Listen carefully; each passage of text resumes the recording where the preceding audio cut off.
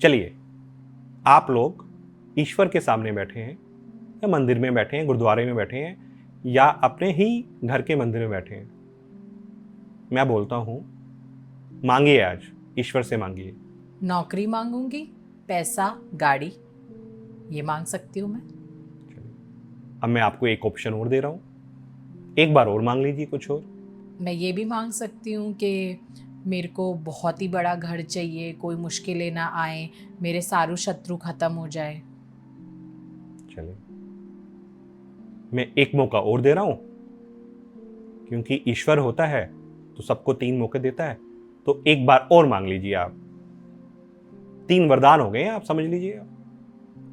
अंत में आके मैं फिर ईश्वर से स्पिरिचुअल जर्नी मांगूंगी। मैंने आपसे मांगने को बोला है, अभी। अंत की बात नहीं हो रही है, अभी मांगिए। आप क्या मांगते हैं? गाड़ी या नौकरी? तो आपको हम ईश्वर ने 3 चीजें दी और आपने तीनों चीजें मांग ली। अब ध्यान से सोचिए, आपने क्या मांगा। सिर्फ आपने अपने लिए कुछ मांगा, या कभी किसी दूसरे व्यक्ति के लिए भी कुछ मांगा, या कभी आपने यूनिवर्स के लिए मांगा? क्या आपने इस प्रकृति के लिए मांगा? क्या इन पंच तत्वों के लिए मांगा? क्या आपने पड़ोसियों के लिए कुछ मांगा? क्या आपने भाई के लिए मांगा? क्या आपने माँ बाप के लिए मांगा? बताएं, इसमें नहीं। क्या था? मैं, बकरी वाला मैं। सब कुछ आप ही को चाहिए। अब ईश्वर क्या करेगा? अब सोचिए, आप सभी को मैंने सवाल दिया और सबने यही चीज मांगी है। मुझे मालूम है सिर्फ 1-2 लोग ही होंगे जो कुछ और मांगेंगे। अब ईश्वर को क्या करना चाहिए, बताएं। अब जब आप सब कुछ अपने लिए मांग रहे हैं, मैं कर रहे हैं, और आपको अगर ईश्वर दे रहा है और दूसरे को नहीं मिल रहा है, तो क्या होगा? ईर्ष्या होगी या नहीं होगी? जेलेसी आएगी या नहीं आएगी? अब दूसरा कहता है कि इसके पास तो इतनी विद्या ही नहीं थी, ये यहां से कहां बढ़ गए। इसका मतलब इन्होंने कोई गलत चीज यूज करी है। अब कोई भी ये जानना नहीं चाहता है कि वो प्रारब्ध से क्या लेके आया था। अब ईर्ष्या हो गई।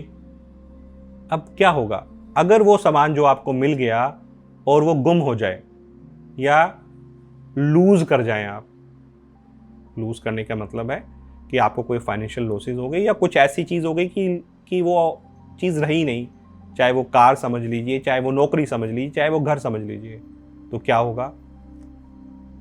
आपको लूज होने का भी डर है, कहीं वो मुझसे छूट ना जाए, मेरा सामान छूट ना जाए, मेरा बच्चा जो शादी होके आया है वो कहीं सामने वाली लड़की का ना हो जाए। मैं ना, मैं। तो अब बताएं, इस मैं ने क्या से क्या नहीं कर दिया। अब आप कहते हो कि हम तो कोई कर्म करते ही नहीं है, हमसे कोई गलती नहीं होती। बताएं, जब आप सब चीज अपने लिए ही चाह रही हैं तो गलती कहां से होगी? जो भी कुछ चाहिए वो मुझे चाहिए, मेरे को चाहिए, मेरे परिवार के लिए चाहिए, मेरे समाज के लिए नहीं चाहिए। तो उसमें क्या हुआ? ईगो आनी शुरू हो गई। अगर वो चीज नहीं मिलती है तो क्या आता है? क्रोध। ईश्वर को आपने एप्लीकेशन लगाई कि मेरे को ये दे दीजिए, और उसने वो सामान देने में कुछ समय लगा दिया। हो सकता है कि जो आपका पात्र है, पात्र मतलब जो आपका शरीर है, जो आपकी आत्मा है, वो उसके लायक ही नहीं था, ईश्वर ने नहीं दिया। तो आप क्या कहते हैं? ईश्वर तो मेरी सुनता ही नहीं है, पड़ोसियों की सुनता है। आपको वो चीज याद ही नहीं रहती कि आपने 10 चीजें मांगी थी, 8 चीजें दे चुका है। आपको सिर्फ वही 2 चीजें याद रहती हैं जो आपको नहीं मिली, और 2 के बाद क्या होता है? 6 की लिस्ट और तैयार हो जाती है। हो सकता है मैं गलत कह रहा हूं, आप लोग सब इतने उत्तीर्ण हो चुके हो कि आप ये हरकत करते ही ना हो। बुरा मत मानिएगा, कोई भी चीज अपने ऊपर मत लीजिएगा। क्योंकि जब आप इसके ऊपर विचार करना शुरू करेंगे ना, तो आप डीप मेडिटेशन में चले जाएंगे। आपको अपनी गलतियां मिलनी शुरू हो जाएंगी। आपके घर में जो विकार हैं, कलेश हैं, वो आपको समझ में आने शुरू हो जाएंगे। तो गलती से भी इसके ऊपर विचार मत करना शुरू कर दीजिएगा। फिर आपको क्या होगा, आपको गलतियां मिलनी शुरू हो जाएंगी। फिर आप गलतियों को ढूंढ के ठीक करने की कोशिश करेंगे, और जैसे ही ठीक करेंगे तो आप ईश्वर के पास पहुंचना शुरू हो जाएंगे। और कौन चाहता है ईश्वर के पास पहुंचना? हम तो नहीं चाहते। ईश्वर के पास क्या रखा हुआ है? उसका काम है देना। हम यहाँ पे मनुष्य शरीर में ऐश करने आए हैं। सही कह रहा हूं ना? ईश्वर के पास पहुंचने की गलती मत कर देना, क्योंकि जैसे ही आप अपने मन को टटोलना शुरू करेंगे तो ईश्वर से नजदीक हो जाएंगे और ईश्वर आपसे आके बातें करना शुरू कर देगा। हाँ, जब आप बातें करोगे और आप अपने पति को बताओगे, किसी और को बताओगे, तो वो तो यकीन ही नहीं करेगा ना, बोलेगा पागल हो गई है, जाओ इसको एक बार किसी को डॉक्टर को दिखा देते। प्लीज, उस लेवल तक आप लोगों को पहुंचना ही है। अब आगे बढ़ते हैं थोड़ा सा और। मैं को खत्म कैसे किया जाए? पहले तो ये सोचिए, क्या मैं को खत्म करना चाहिए? बिल्कुल। पक्की बात? हाँ जी। तो फिर तो आप ईश्वर के पास हो जाएंगे, और ईश्वर के पास जो हो जाता है, उसके पास ये जो भारी साधन है ना, वो सब खत्म हो जाते हैं। फिर ये पैसा, गाड़ी, शोहरत मैटर नहीं करता। क्या वो छोड़ना चाहेंगे? बिल्कुल छोड़ना चाहेंगे। ईश्वर का प्रेम है, सोच लीजिए, एक तरफ प्रेम है और दूसरी तरफ ये सारे साधन है। प्रेम में क्या मजा है? वो भी एक ही ईश्वर से प्रेम करके हमें क्या मिलेगा? जो हमें रोज मॉल में पिक्चर्स देख के, शॉपिंग करके, 10 लोगों से बात करके मजा आता है, वो मजा नहीं आएगा, क्योंकि प्रेम तो अंदर ही अंदर चलता रहता है। आप तो अंदर ही अंदर सुखद एहसास में होंगे। क्या वो करना चाहेंगे? तो अब मैं आपको बताता हूं कि महात्मा बुद्ध ने इसका बहुत सुंदर उत्तर दिया और सॉल्यूशन दिया।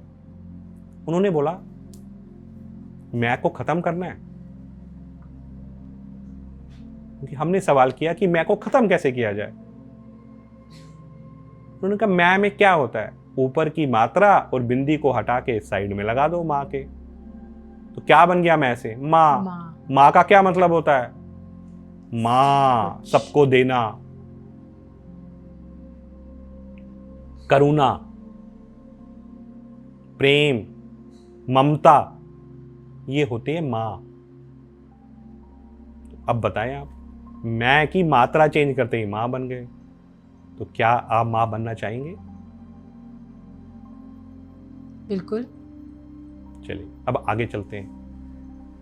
मैं से माँ बन गए, तो सवाल ये किया जाता है, इसका फायदा क्या होगा? यूनिवर्स इस पे भी सोचता है, क्योंकि कुछ गलतियां यूनिवर्स और ईश्वर भी करता हुआ आ रहा है कई कई युगों से। ऐसा नहीं होता कि ईश्वर से गलती नहीं होती है, वो अपनी गलती मानता भी है और रेक्टिफाई भी करता है। और सबसे बड़ा इशू मैं था, मैं को हमें माँ में कन्वर्ट करना है। अब जब मैं खत्म हो जाएगा तो कर्म बनने बंद हो जाएंगे। अब कर्म बनने बंद हो जाएंगे तो अच्छे कर्म और बुरे कर्म क्या होते हैं ये बताएं। आप बोलोगे, मैंने तो जाके लोगों को खाना खिलाया, मेरे अच्छे कर्म बनने चाहिए। फिर गड़बड़ हो गई, क्योंकि कार्य तो आपने किया था। तो ईश्वर ने बड़ा अच्छा इलाज निकाला। उसने कहा, आज से, अभी से, ये बुद्ध पूर्णिमा की बात है, मैं आपको बता देता हूं, अभी 2 मई की, ईश्वर ने कहा कि चलो आज हम नए रूल्स एंड रेगुलेशंस बनाते हैं और पुराने को ध्वस्त करते हैं। और क्या निकल के आया? उन्होंने कहा कि आज से, अभी से, जो अपने लिए मांगेगा ईश्वर से, वो डिमांड मानी ही नहीं जाएगी। ये तो बड़ा गड़बड़ हो गया, अब मैं किससे मांगूंगा? तो ईश्वर ने इसका उत्तर दिया कि आज से हर एक मनुष्य जब वो किसी दूसरे के लिए मांगेगा तो उसका एक पात्र आपके उसका 1% आपके पात्र में आके गिर जाएगा। अब आप आई से वी की तरफ बढ़ रहे हैं, मैं से माँ की तरफ बढ़ रहे हैं, या हम की तरफ बढ़ रहे हैं। अब आपको मांगना किसके लिए? आपके लिए। अब मैं किसके लिए मांगा हूँ? जैसे आपने क्या कहा, आपको गाड़ी चाहिए, तो मैंने ईश्वर से रिक्वेस्ट करी, जो मेरे सामने बैठे हुए हैं उन्हें गाड़ी चाहिए, अगर वो गाड़ी के लायक हैं तो उनको कृपया करके गाड़ी दिलवा दी जाए। किसने करी रिक्वेस्ट? हमने रिक्वेस्ट करी तो ईश्वर ने सुनी। अगर मैंने सच्चे दिल से रिक्वेस्ट करी तो यूनिवर्स सुनेगा, और अगर जैसे ही उसकी रिक्वेस्ट पूरी होगी तो उसका एक पात्र मेरे पास आके गिर जाएगा, या कुछ परसेंटेज मेरे पात्र में आ जाएगा। अब क्या हुआ? अब मैंने खाली इन्हीं की नहीं करी, मैंने इनकी भी करी, इनकी भी करी, पीछे वालों की भी करी, आगे वालों की भी की। तो मैंने क्या किया? सभी के लिए मांगना शुरू कर दिया। उन सबको क्या होगा? अब ईश्वर के लिए आ गया कि भैया बहुत लोग मांग रहे हैं, खाली मैं ही नहीं मांग रहा था, मेरे साथ 3 लोग और थे, उन्होंने भी आपके लिए मांगना शुरू कर दिया। तो ये क्या हुआ? एप्लीकेशंस लग गई। जब एप्लीकेशंस लगी तो किसका काम पूरा होगा? सबका। सबसे पहले एप्लीकेशंस आपके लिए लगी। हो सकता है कि ईश्वर ने उस कार्य के लिए 500 एप्लीकेशंस रखी हो कि जब आपकी 500 एप्लीकेशंस आएंगी तो मैं पूरा कर दूंगा। 500 लोगों ने एप्लीकेशंस लगाई, आपकी गाड़ी आई, और आपका एक एक टायर या एक एक स्टीयरिंग हमारे पास भी आ गया। अब आप यकीन मानिए, मैंने आपकी एप्लीकेशन लगाई, हो सकता है कुछ लोग मेरी भी एप्लीकेशन लगा रहे हो, तो क्या हुआ? वी बनता चला गया, वहां पे कनम बने ही नहीं। आप जो दूसरे के लिए मांग रहे थे उसका एक हिस्सा आपको मिल रहा था, और जो लोग आपको कुछ के लिए मांग रहे थे उनको एक पार्ट मिल रहा था, पर उसका मैक्सिमम पार्ट आपके पास आ रहा था। ये तो हो गया प्रेयर्स का, मतलब we are asking for prayers. दूसरी बात, हमें ब्लेस करना है, हमने ब्लेसिंग्स देना शुरू किया, वो ब्लेसिंग्स भी उसी परसेंटेज में वापसी आना शुरू हो गई। मेरा एक पात्र है, 1 मिनट समझ लीजिए, 3 जैसे कि ना एक प्लेट होती है जिसमें 3 कटोरियां बनी हुई हैं, बीच में बड़ी कटोरी है, साइड में 2 सब्जी वाली कटोरी है। तो ये जो बीच वाला हिस्सा है ना, ये 50% का है, जिसमें वो पात्र जब ही भरेगा जब हम किसी और के लिए दुआएं या प्रेयर्स मांगेंगे और बाकी लोग हमारे लिए मांगेंगे, तो वो बीच वाला पात्र भरना शुरू हो जाएगा, वो हमें मिलना शुरू हो जाएगा। और ना तो मुझे गुस्सा आएगा, ना मुझे ईर्ष्या होगी, ना किसी के लिए डर पैदा होगा। अब बाकी 50%, जो 25% है ना पहला वाला, जिसे आप एक कटोरी कह सकते हैं, ये प्रारब्ध से आ रहा है और आपकी विल है, आपकी विश है। अगर आप सच्चे मन से कोई कार्य कर रहे हैं, दृढ़ता से कर रहे हैं, ईश्वर के लिए कुछ कार्य कर रहे हैं, या ईश्वर को पाने की इच्छा है, या अपने पुराने कर्मों को जो लेके आए थे उनको निपटाने के लिए इच्छा है, जो शुद्ध इच्छा है, शुद्ध विचार है, जो शुद्ध ऊर्जा है, वो है ये 25%। इसका भी एक पात्र उसमें मिलना शुरू हो जाएगा। बाकी 25% रखा है, या एक तीसरी कटोरी कह सकते हो, ईश्वर ने अपने पास।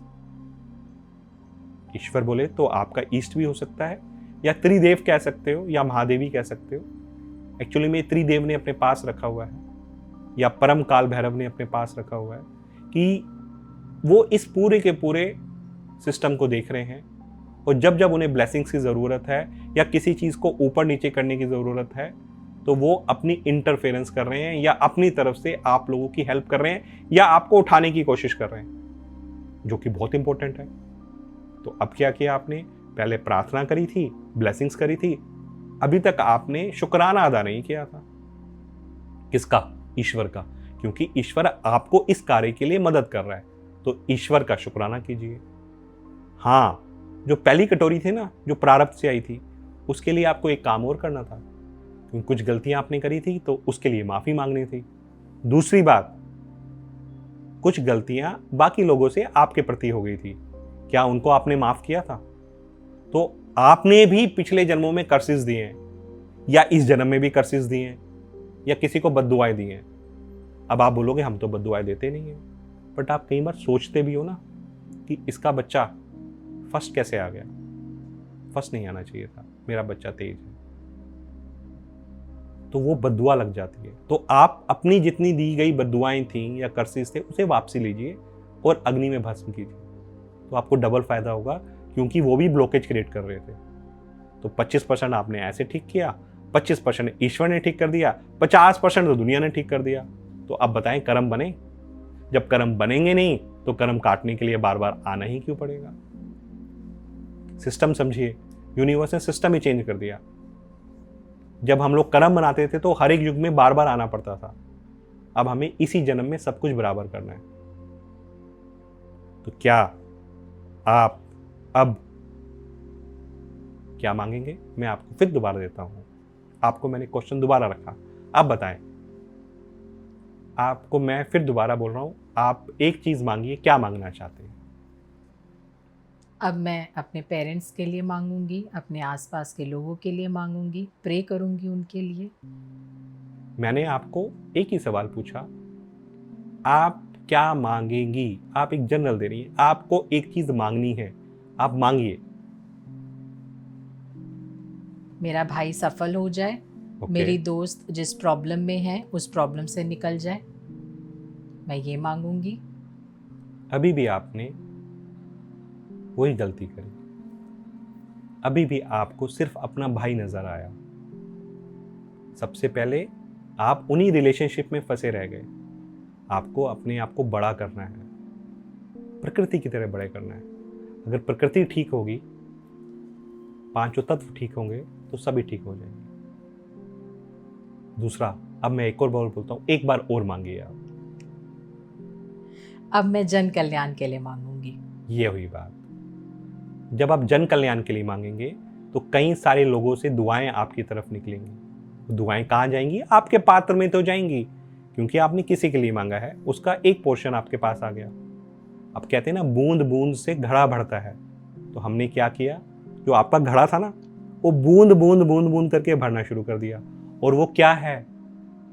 वो शुद्ध ऊर्जाएं हैं। समझिए आप, शुद्धता के उच्चतम स्तर की ऊर्जाएं हैं। उनमें मिलावट नहीं है, किसी की ईर्ष्या नहीं है, किसी का गुस्सा नहीं है।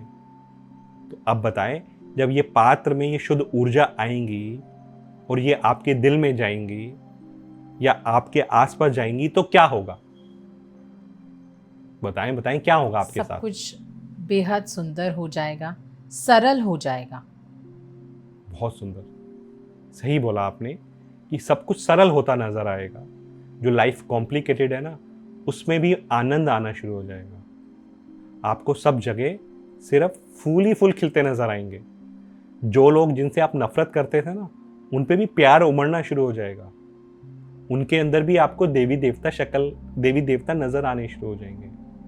यह है फर्क शुद्ध ऊर्जाओं का।